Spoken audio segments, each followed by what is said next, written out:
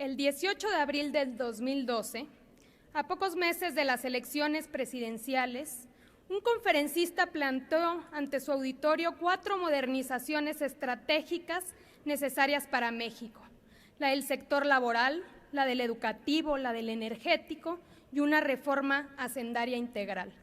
Cualquiera diría que la providencia iluminó a este conferencista divino, pues precisamente esas han sido las grandes reformas que ha impulsado el gobierno de Enrique Peña Nieto. Pero en la política no existen las coincidencias, mucho menos cuando en ella interviene el señor Pedro Aspe Armella. La historia no comienza en 2012, sino hace más de 30 años, específicamente en 1978, cuando el desconocido Pedro Aspe y el anónimo Carlos Salinas de Gortari se conocieron en Estados Unidos mientras realizaban estudios de doctorado. Estos jóvenes ilustres congeniaron instantáneamente, compartieron sus visiones sobre el futuro, forjaron un pacto de complicidad y sellaron con su amistad el destino político y económico de México. Desde su regreso al país, Salinas había involucrado a su brazo derecho, don Pedro Aspe, en todos los cargos que ocupaba como segundo al mando. Al llegar a la presidencia, no dudó en entregarle la Secretaría de Hacienda. La suerte del país estaba echada. Entonces comenzaron las reformas estructurales modernizadoras, promocionadas con el mismo diagnóstico, las mismas promesas y las mismas recetas que hoy proponen aplicar. No obstante, su fracaso ha sido demostrado a lo largo de todos estos años.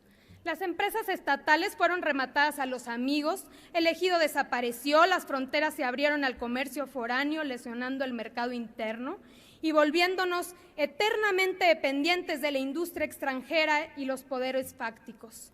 Los bancos fueron vendidos a los extranjeros, las carreteras concesionadas, los negocios de Raúl Salinas y sus socios privados son de dominio público.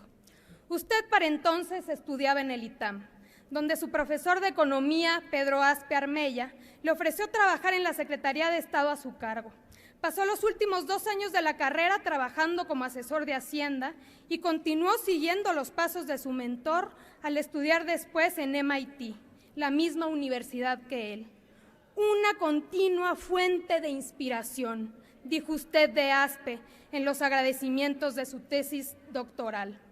Ya en 1998, cuando regresó a México y Aspe le acogió como socio en Protego durante más de 7 años, tiempo en el que conoció a Emilio Lozoya Austin. Pido respeto, por favor, presidente, para continuar.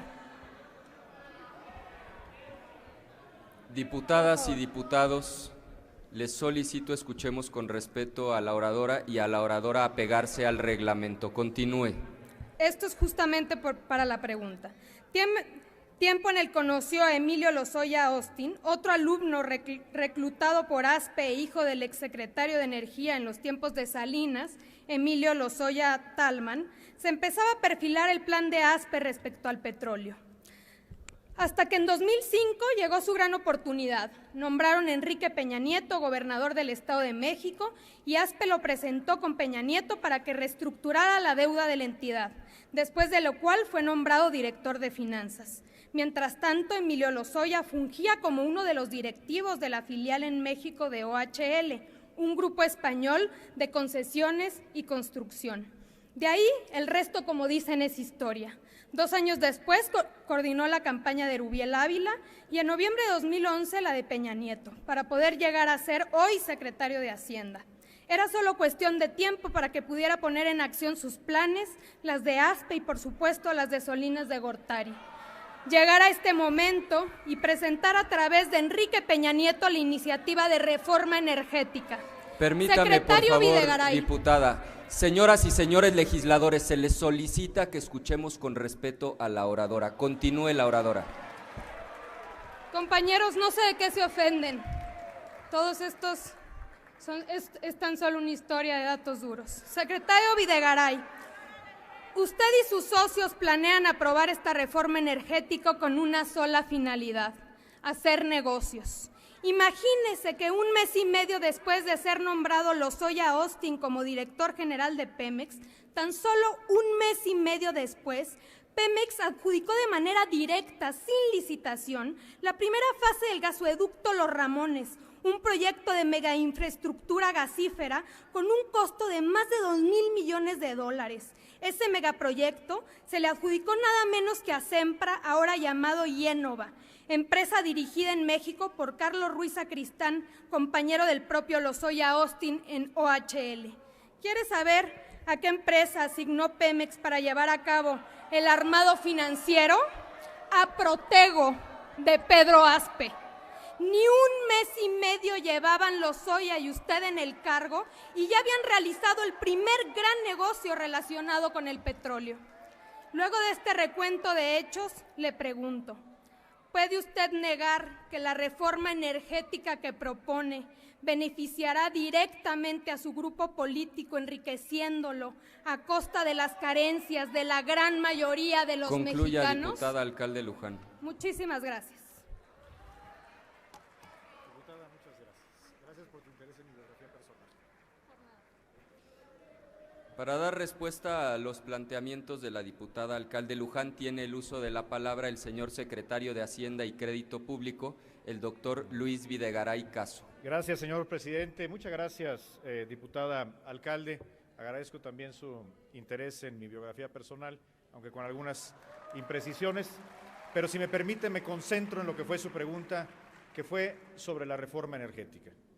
Indudablemente, México requiere una reforma energética. No estamos aprovechando nuestro potencial para detonar crecimiento, para detonar bienestar, y estamos dejando de lado lo que la naturaleza nos dio para impulsar crecimiento económico.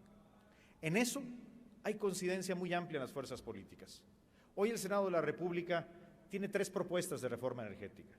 Todas ellas coinciden en un objetivo fundamental. Primero, que Pemex siga siendo una empresa de los mexicanos, pero que encontremos nuevas formas creativas para detonar el potencial en beneficio de México. Yo estoy seguro que el Senado de la República, como Cámara de Origen, está haciendo un trabajo responsable y a la altura de lo que necesita México. Y estoy seguro que cuando la reforma energética llegue a esta Cámara de Diputados, habrá hacer esta Cámara también un trabajo que nos permita seguir teniendo un Pemex 100% de los mexicanos, que el petróleo, las reservas, la renta petrolera sigan siendo de los mexicanos, pero que los explotemos con racionalidad, con transparencia y sobre todo en beneficio de los mexicanos de hoy y mañana. Muchas gracias.